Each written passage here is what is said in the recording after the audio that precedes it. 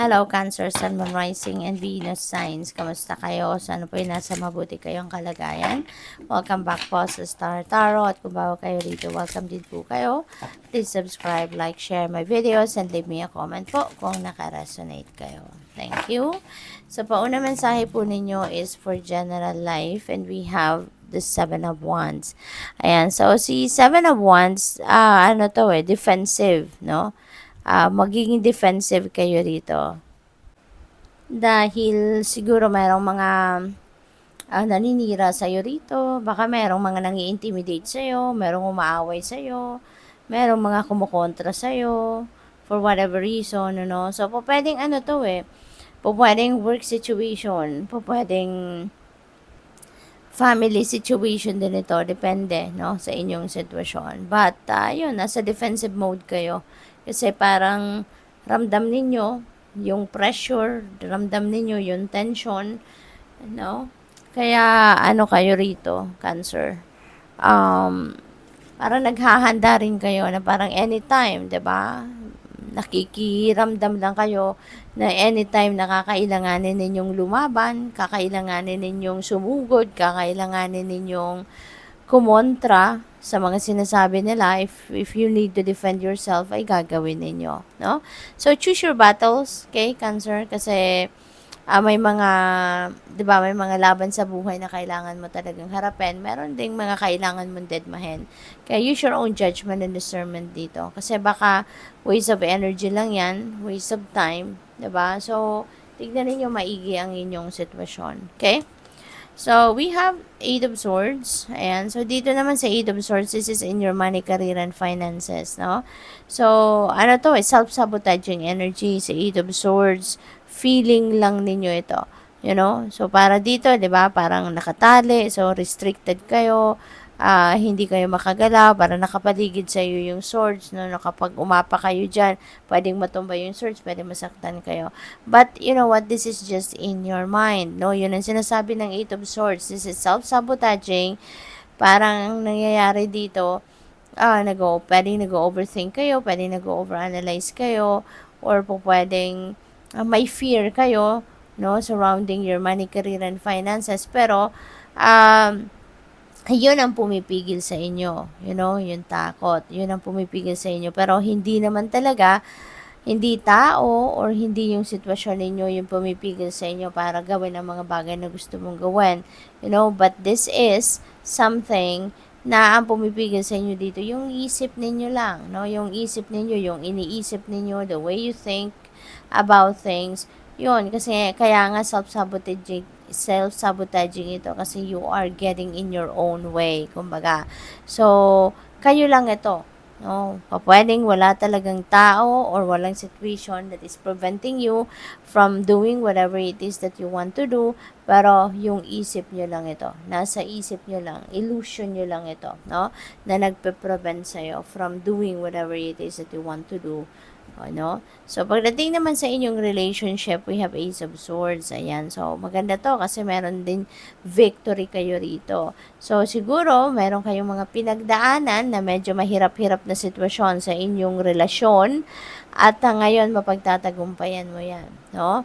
Sa tulong, no, ng mga insights, sa tulong ng mga nagkaroon siguro din kayo dito ng mga new ideas, may mga light bulb moment dito na nangyari. Kaya, ayun din ang nakatulong sa'yo, no, para ma-solve ninyo ang problema ninyo. Yun ang nakatulong sa inyo, nagkaroon kayo ng linaw sa inyong isipan, nagkaroon ng clarity sa inyo ang inyong sitwasyon. Kaya, ayan, no, so, naging matagumpay ka or magiging matagumpay ka sa pagharap dyan sa hamon ng buhay pagdating sa inyong relasyon. So, tignan natin kung ano pa yung mga mensahe para sa'yo. Kuha tayo ng clarifiers dito. And before that, I would like to say thank you muna, no, for subscribing. And if you haven't subscribed yet, subscribe na po kayo. Meron din po tayong join button sa baba ng video. So, kung gusto po ninyong mag-member, i-click nyo lang po yon. Thank you.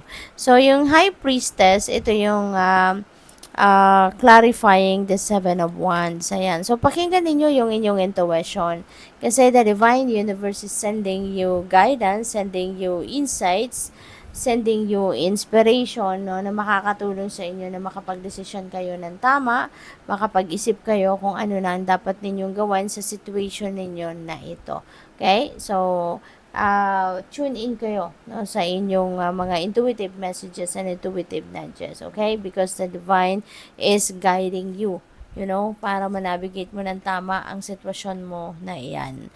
Pagdating naman sa Eight of Swords, we have Three of Wands. Ayan. So, may mga plano kayo, di ba? May mga iniisip kayong gustong gawin, meron kayong mga plinano na sa buhay ninyo na gusto ko ng ganito, gusto ko ng ganon, ito yung gagawin ko, yung mga ganon. But, in the past, 'di ba nga, eto, nag-overthink kayo kaya maaring may takot na nararamdaman ng iba sa inyo.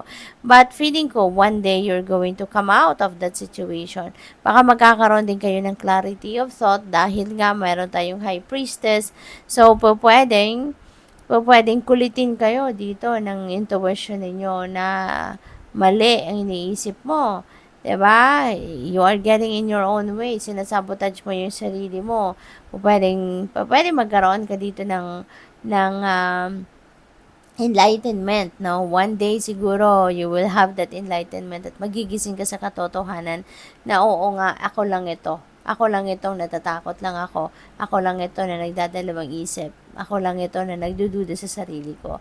So maybe one day you're going to realize that at you will be able to come out of this energy, no?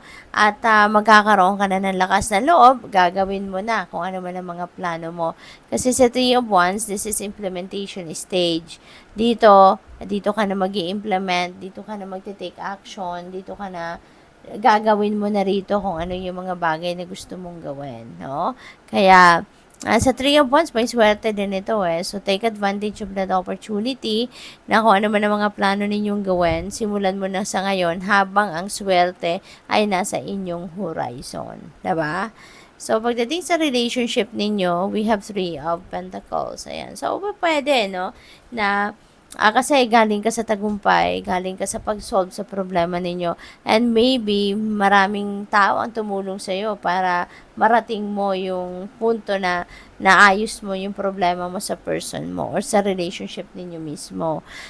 So maybe there were people who supported you there. There are people na talagang tumulong sa iyo, nag-advise sa iyo, nag-gather ng information para sa iyo, yung ganon, na para na magkaroon ka ng kalinawan sa isipan para na magkaroon ka ng push para ipaglaban mo pa yung inyong relationship, no? So, good luck sa'yo. So, tignan natin kung ano yung inyong final message dito, Cancer.